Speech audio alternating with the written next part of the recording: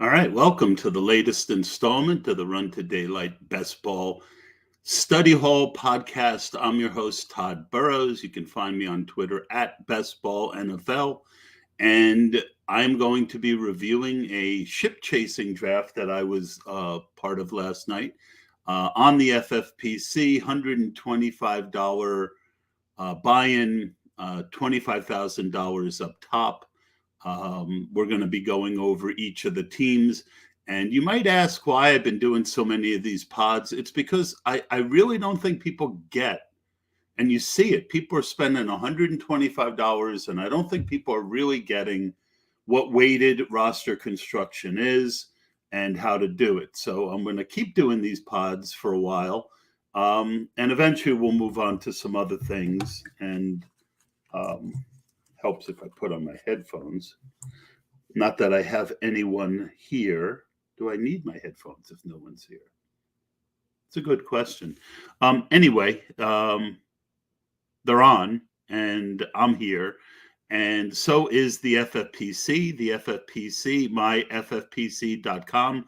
If you go there and you haven't played in the FFPC before, use the code BESTBALL and get a $25 credit off your first show and off your first draft. And the FFPC, besides doing this tournament, is also doing a football guys this year.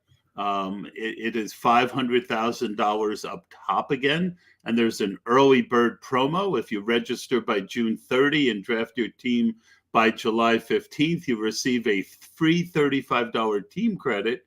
You must use cash funds, not your own credits. And so you can get up to 3 different $35 drafts by signing up. And if you sign up for one draft, it's $350.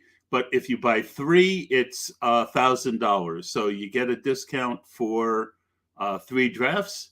And you can go to myffpc.com, look up play, and then go to Football Guys Players Championship or the Best Ball Tourney. I've got about 25 of these in so far, probably closer to 25. So I have a pretty good idea of what is going on with this format.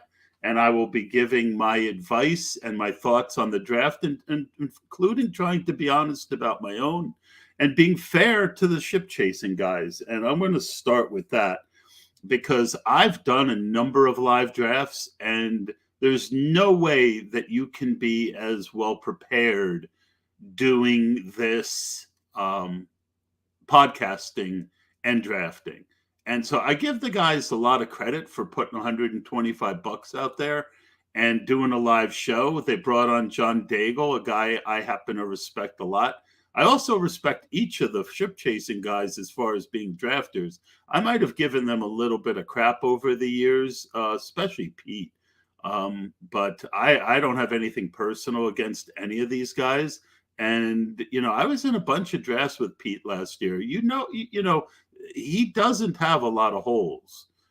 He is as good as most of the rest of us out there. So there's no axe to grind here. And it's especially hard when you have 3 people making one lineup and one of them is a guy that you normally don't draft with. So a lot of props to them. So when I go over their team, please keep that in mind.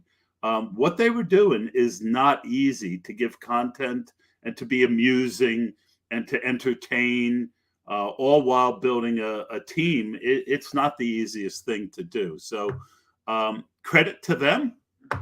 Now let's move in, and let's go to the teams.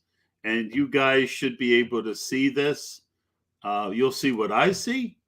And do you see what I see? A draft. All right.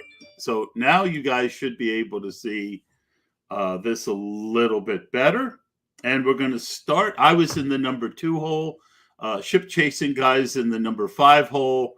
Roll the clip, which I guess is a ship chasing phrase from, I guess they roll a lot of clips while they're doing their show. They certainly did last night. Some of them were actually funny. And anyway, roll the clip kind of imitated ship chasing. So, what do you expect, right? What are they known for? They're known for zero running back. So, I went into this draft with the attitude that I've got almost 25% Christian McCaffrey. I had the number 2. I guess I'll start with my draft, even though I was the number 2. So I planned on taking Justin Jefferson. The boys mentioned last night it's kind of a toss-up with them between Jefferson and Chase. And I just feel like Jefferson, there's less mouths to feed in Minnesota. It is very, very close. I probably will end up with about even on both of those guys. And because I didn't want to, you got to know your room. I didn't want to fall behind on wide receivers, and I kind of did anyway.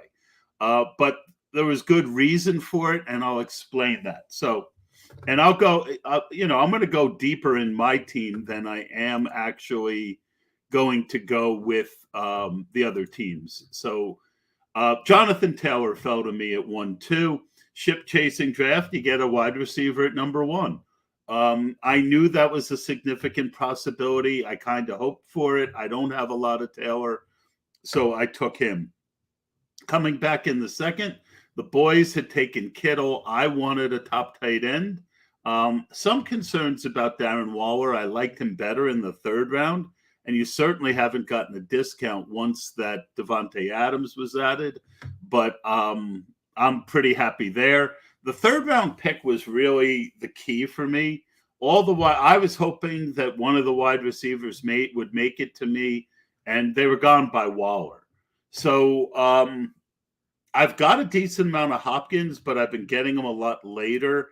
So I've been taking Barkley or Gibson here. So I took a Chubb share. If you followed my podcast, you know that I like to spread my exposure, especially on even people. So even though I knew I'd be doing I thought very hard about Hopkins, but I settled on Chubb. I'm almost 30% Barkley right now. I think people are greatly underestimating all the upgrades that he's had over last year. But I don't want to have 30% even early of anybody in the first couple rounds. So I went Nick Chubb, and it kind of set my strategy. So now I'm definitely behind on wide receiver. I like to win the flex. Shout out to the RotoViz boys. So I took Amari Cooper. And one thing you'll notice, I've talked about this a lot, I like stacking even if I don't get the quarterback. I find that just like daily fantasy, if one guy has a bad week on a team, yeah, sometimes both guys on the whole team will have a bad week. But often it's because some other player on that team had a good week. So I went with Chubb and Amari Cooper. He was the highest rated wide receiver on my board. End of the fourth round. Once DJ Moore and DK Metcalf and Terry McLaurin were gone. And again, wide receivers were getting pushed up in this draft. So I definitely wanted one. I really wanted another one here, but you normally don't see Dobbins this late. And I felt he was the best player on the board. I thought about Michael Thomas, who I have a decent amount of. And you see, Mike Williams got drafted a little early. Judy got drafted. I guess that's about where he goes. Godwin and Thomas about where they go. So now I've got three running backs. So I don't want another running back for a while. And boom, I get Mooney, Lockett, Ayuk, and Bateman. I reached a little bit for each of these guys, but again, that was the draft. I thought about a quarterback here. I wanted Aaron Rodgers to get off the board because I had Amari and Chubb. I don't have a lot of Deshaun Watson, and I figured this would be a good time to build a Deshaun Watson team. And I had Mooney, so I had Fields in mind.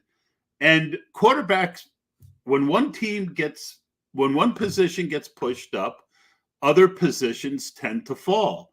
So I decided that I thought there was a chance that I could get one of Watson, Fields, or Derek Carr. I thought I might be able to get two of them here. I knew I could get at least one. I had Waller. So once I took Watson, this became a three quarterback team in my mind because of the possible suspension and getting him. This is probably later. Let me look real quick at ADP, and I will tell you when Watson has been going. Yeah, it's he normally goes the end of the ninth, and I got him at the end of the 10th. So definitely a discount there. And Fields goes a few picks after. So definitely a half round discount on Fields as well. Now I'm in business. I don't need to worry about quarterback for a while. And then, boom, I can add to my Fields Mooney stack with Cole Kmet. No brainer. His normal ADP is round 10, pick 11. So I got him a significant discount at pick 12, the end of the 12th, almost a 2-round discount on Cole Kmet. And you guys know, if you follow my show, that I am all about taking ADP value as you go if you're building a portfolio. I took Jarvis Landry next. I needed another wide receiver. And there's a shot that they bring him back to the Browns. We've heard that. I mean, it's a little, at that point, I've got Cooper and Chubb. I don't mind adding a third piece. And Khalil Herbert is a favorite of mine. I think he'll have a better floor than most people think. And, he was a half-round discount. And it goes with my Chicago stack. And then Julio had been mentioned by ship chasing guys who took Donta Foreman, who I love. And so I took Julio. I don't have much. 15th round, the upside, when you get a guy in the 15th round, you're hoping for 4 or 5 good weeks. So he's got that in him still. Daniel Jones was not a stack, but I needed a third quarterback. And Daniel Jones' ADP is middle of the 14th. I got him at the end of the 16th. Screaming value. Needed a third quarterback. Not worried about the stack. Just taking. I felt he was leaps and bounds ahead of any other wide quarterback that was left. I had planned on taking Mariota later, but the value was there. Brian Robinson, again, another value because of, this being a non-usual group. Where is Brian Robinson normally go? He goes the beginning of the 15th, and I got him at the end of the 17th. Byron Pringle, I needed another wide receiver. Why not another addition to the Chicago stack? I mean, in general, you don't like to take the top 3 from one team. But when you look at, there wasn't anybody, left that went after him that you say, wow, Auden Tate was the guy I was thinking of taking. But I went with the stack. My boy Pierre Strong, who's one of my most owned guys, became my 6th running back. I could have stopped with 5 after taking 3 early, but with there being 2 flex positions, Pierre Strong's the guy I believe in. And then finally, Anthony Schwartz, again with the stack. And he's one of those guys who's going to be very low owned in this whole thing. So I feel like this was one of my favorite teams of the year because it was a group that is not used to doing these. Doesn't really know the ADP here, and you better believe every time the ship chasing guys or the RotoViz guys do one where a bunch of their people are going to be on, I'm going to want to be there, and I feel like it plays to my strengths by doing that. All right, let's get to all the other teams and be fair and talk roster. Oh, so my roster construction. 3 quarterbacks. 3, 6, 9, that's 9 and 9, 18, and 2 tight ends. So I stopped at 2. I don't like to have 3 quarterbacks and 3 tight ends. I feel unless you're getting real value at the quarterback and the tight end. But I feel like I weighted my quarterbacks very well. I didn't get a first tier guy, but I got my favorite, some of my favorite guys in the second tier. Value on Daniel Jones, good amount of weight in the quarterback position, excellent weight in the running back position. Again, I could have stopped at 5. Wide receiver is the weakness of the team. And it's not surprising in a ship chasing draft. Could it come back to bite me? Yes. But Amari, Mooney, Lockett, Ayuk, and Bateman, I went for high upside guys. And guys, Lockett has a pretty good floor. Mooney should have a good floor. I would say, if anything, if Landry, when he plays, has a pretty good floor. And then guys like Ayuk, Lockett, Mooney, Cooper all have good ceilings.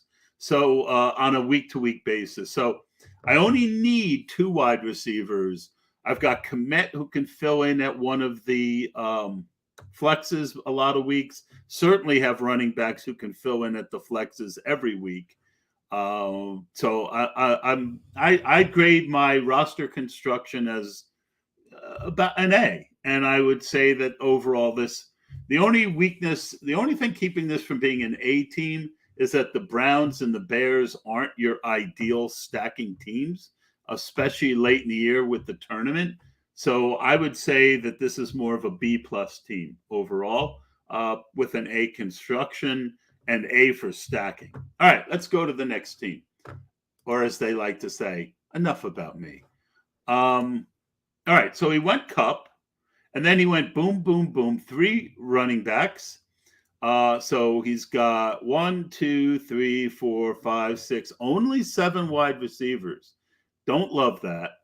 1, 2, 3. I think he could have stopped at 2, but I don't hate the Mariota pick. He mixed him with Zacchaeus. Aaron Rodgers, no stacks. Is there a stack that I'm missing? I don't love his tight ends, even though he took 3 of them.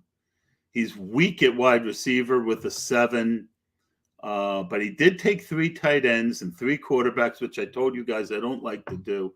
And see, if it's me and I go 1, 2, 3, 4, 5, 6, 7, I don't go with the 7th. It's not a terrible. This is a B construction, B minus construction. I don't love some of his players, but this is not a bad team, not a bad construction. I get what he did with Cup. Upside with Juju, rookie, Myers. His wide receivers are way weaker than mine, I think, even though he took Cooper Kupp. Not way weaker because he has Cooper Kupp. But I think this is a C team. And if any of you guys who did the draft end up seeing this and want to come back at me on Twitter, no worries. I'm good at, I'll go over that. All right, team 3 was Andrew H., who's an old OG best ball guy. Very, very good. Let's see what he did. Started with 2 running backs. Got McCaffrey to fall to him in the 3rd pick. Most drafts, well, I would have taken Taylor. So 1, 2, 3, 4, 5, 6. But you see, after the 2 early, he has 2 middle and 2 late. Not a huge Evans guy, but I get it. 1, 2, 3, 4, 5, 6, 7, 8 wide receivers, 3 tight ends, 3 quarterbacks. Again, I think he did need a 3rd quarterback, and I do think he needed a 3rd tight end. This is a B team all around. There's nothing wrong with this construction. There's nothing wrong with this team. It's not my preference. And but Andrew's, he's a really smart guy, this guy. Andrew. So maybe I'm missing some things. But this is, to me, a B minus team, but the construction is more like a B plus. The players are more like a B minus, so that gives him a B. He does have Bourne, who I like. I get the Deontay Harris. I get Mecole Hardman. Hurts with Devonta Smith, so there's a stack. Cousins, no. Nobody with Cousins, so no stack. I would have looked to have added KJ Osborne. James Cook, I'm not a huge fan of, but, he gets the, some people like. And Malik Willis as a third, he's the kind of guy who can come in late and win the tournament. So if he gets there. All right. So not great, not terrible. Let's move on to Team 4.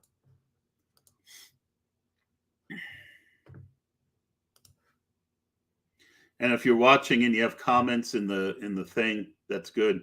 All right. So he started with Kels, got Mahomes to go with him, took another tight end early. See, normally when I take a tight end that early, I don't take a second one early unless it's kind of a stud. All right. Zach Ertz is good, not bad. I don't think there's anything wrong with it. And this was a auto pick, so I don't know if he meant to do it. But I probably stop at 2.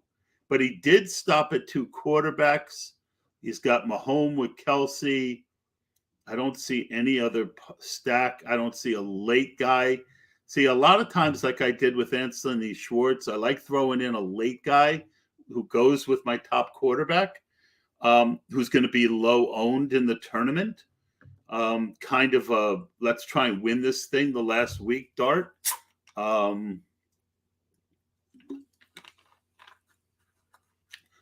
But his construction, I don't like.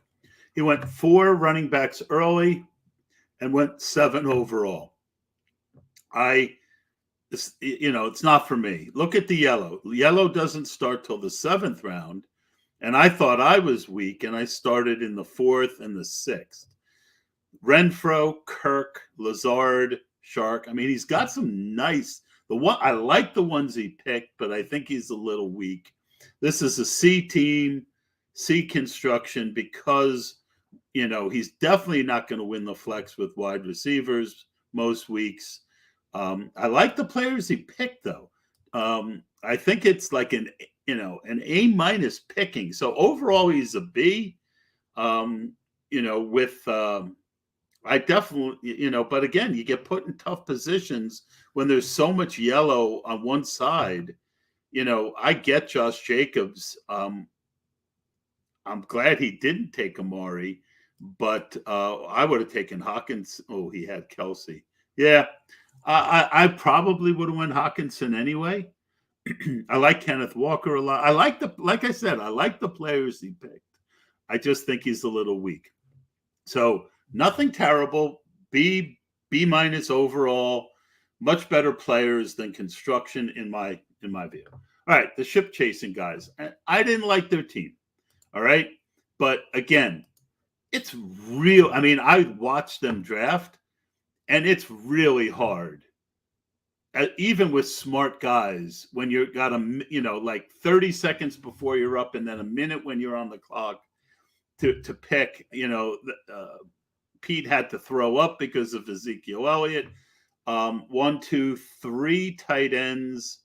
I feel like they did need a third because you don't know Gronk picks. They definitely needed a third quarterback because Zach Wilson is a little weak as a second one. They did make a nice Dallas stack and an unusual Dallas stack. I like the James Washington pick. I like the Gallup pick. I mean, Sky Moore, to me, he's a 15th, 16th round pick, but he's the hot guy that they love. And, they're true to their brand. They also got Gallup in the stack. So very unique stack with Dallas. I like the Jefferson, Kittle, Higgins start. I would have went Mixon over Kittle, but they're not, and I do like ETN in the 4th. I like Zeke in the 5th. Overall, their running backs are a little weaker than I personally would like.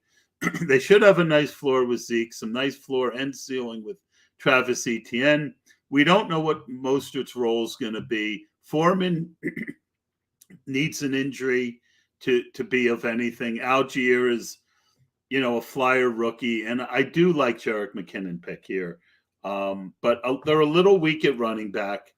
And honestly, Gabe Davis, Treylon Burks, I mean, considering 1, 2, 3, 4, 5, 6, 7, they took 8. I still think they're a little weak. Overall, I think this is a C plus, B minus team. The construction is fine. And it was basically because they were chasing the whole time because they were doing the podcast. And, I give them major, major slack for that. I mean, the team could win. The team could win. It's B minus team, B minus construction, maybe a B. Nothing wrong with it to point out, but 1, 2, 3, 4, 5, 6. I might have gone 7 running backs here, but again, they were chasing it. See, this is the problem with taking a guy like Gronk and a guy like Zach Wilson. If you had taken your second quarterback here, you could have been done. Then you could have gotten, I got Kmet 2 rounds later, Irv Smith, Hunter Henry, some really good Evan Engram, some really decent second guys. I get the upside of Gronk, but even at the time they did it, I felt that was a little bit of a luxury pick.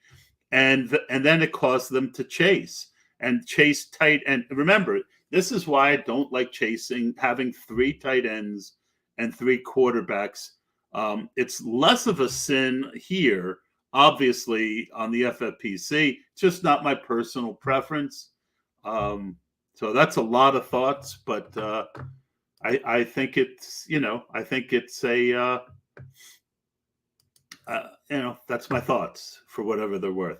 All right, Team 6 did a great 0 running back build. Loved his build. All right, he went 3 tight ends. See, he went overboard a little bit. 1, 2, 3, 4, 5, 6, 7 wide receivers, but all the weight up top. Really good weight here. They went Lance and Garoppolo. I never do stuff like that in a tournament. Take the backup quarterback so you don't miss out. I feel like when you make Trey Lance your 8th-round pick, you're basically saying this is a draft where Trey Lance is the starter from day one and Jimmy Garoppolo is traded. I love the Tua pick. A lot of guys I like. Not a huge Elijah Moore and Judy and Amon-Ra Brown guy. So I think this is a B. But what I did like was when they did go running back 1, 2, 3, 4, 5, 6, 7. Yeah, I could have used 8 here, to be honest, but they picked the right type of 0 running back guys, but they're missing the one anchor. I still like to have an anchor guy, and Dylan is, got Aaron Jones there. It's a good pick, but he's your number 1.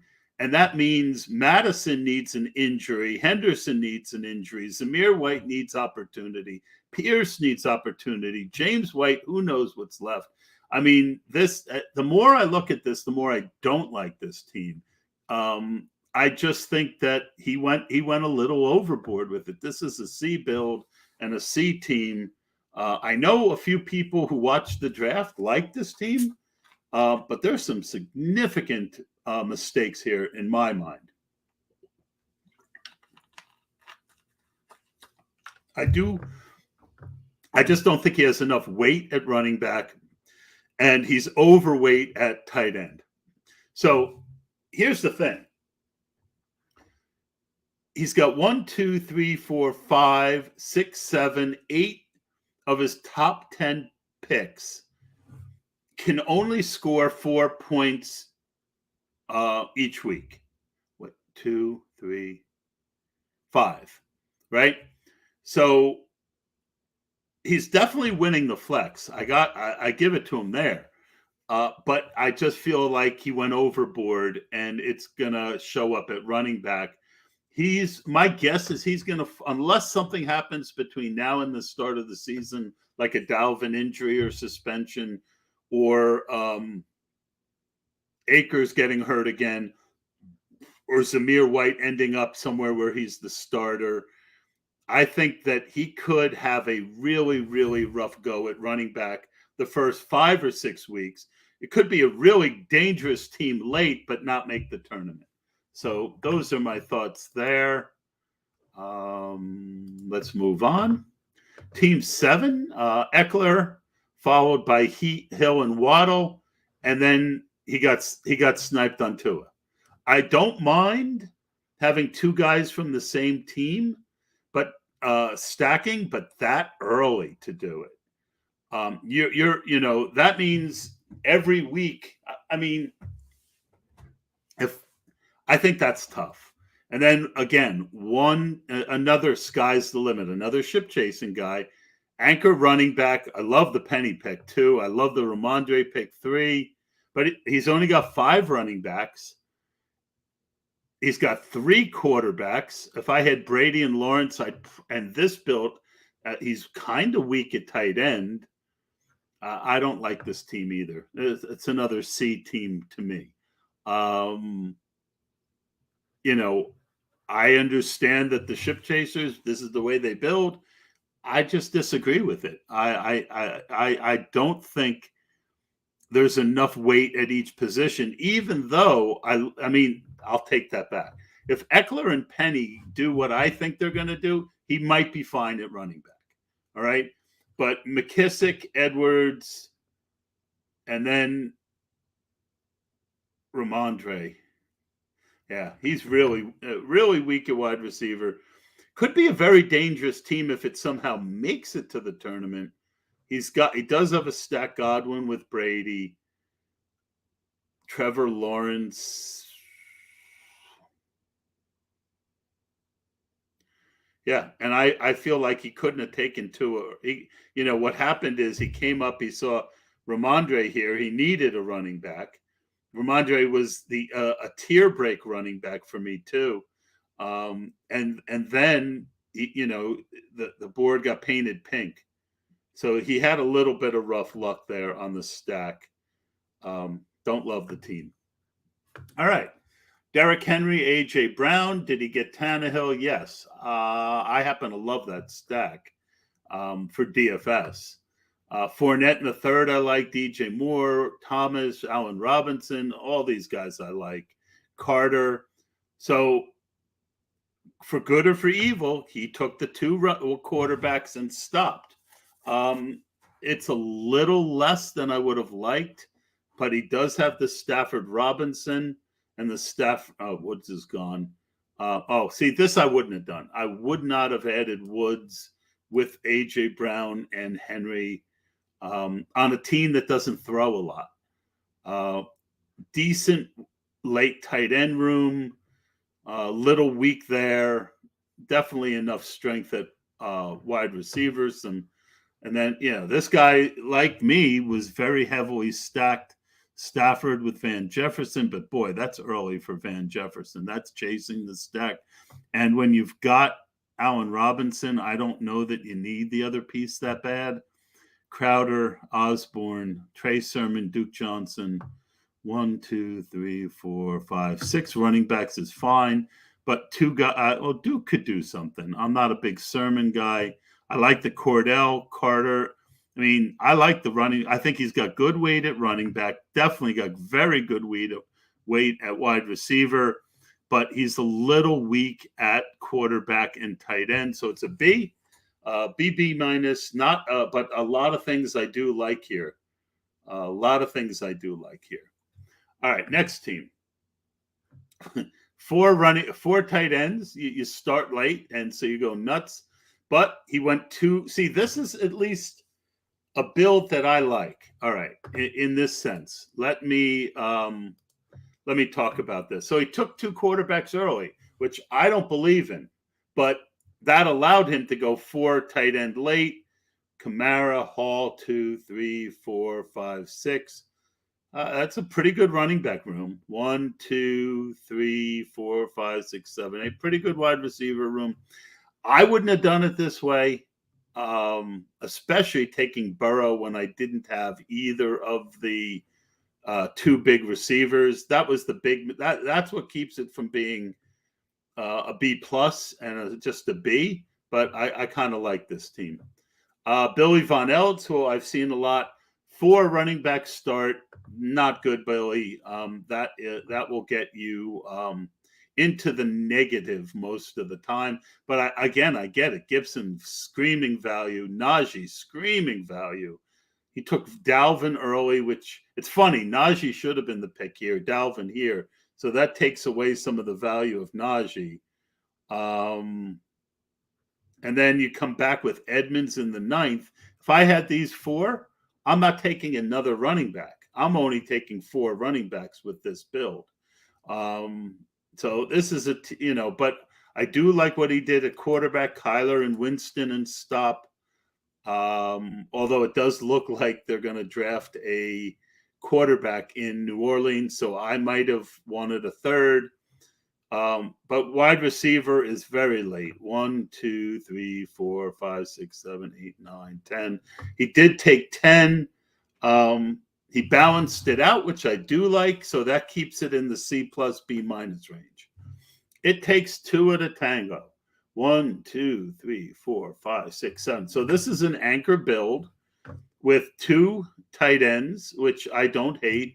I probably would have wanted one a little better than Brevin Jordan, but okay, it's not terrible. 3 quarterbacks, the backdoor Houston stack. I mean, personally, if I have Lamar and Ryan, I'm probably stopping. But I get the Houston thing. I like what this is a pretty good build. 1, 2, 3, 4, 5, 6, 7, 8. Yeah, this is a B plus build, if not an A build. There's just a couple minor things here, but overall, good build. Anchor running back build with Pollard, Singletary, Ronald Jones a little early, but that's the room. Hines way early.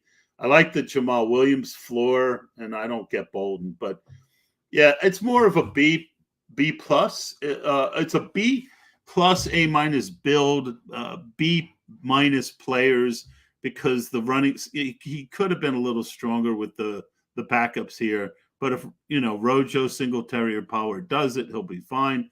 This team could definitely compete. One more 0 running back team to finish out, and he got 1, 2, 3, 4, 5, 6. See, and a lot of rookies. Not enough floor here. This is not my kind of build. This would be something more for underdog. On the FFPC, where 25% of the teams advance each week, you don't need to be this. There's a very good chance. Mitchell himself is a little risky, although I love getting him at 6'1". Spiller, I do like, but look, second-year player, rookie, guy coming off an Achilles, backup, and a guy who was real slow. So very weak. Allen with Trubisky, I like what he did at quarterback. He's certainly going to win the flex with quarterback. He needs luck. This is a B build, actually, but it's more like an A build. It's actually like an A minus build. But I just think that with the players at running back are more like a C. It's just too risky, which brings this team to a B. All right, so those are my thoughts for whatever it's worth. I think that I would be open to hearing from anyone who disagrees, something that I might have missed about your build, why you did it. But again, keep in mind when you're building your teams that each position you want to have a certain amount of weight, right? Think of it as like a 4-way seesaw where you don't want the weight on one to pull down the weight on one of the others, right? And in some of these, when you look at my team, for instance, and I might not win, I might not even do well, but 1, 2, 3, 4, 5, 6, 7, 8, 9 wide receivers. All right, well, my daughter needs me. That is going to do it. I'm going to stop talking. I will see you folks later.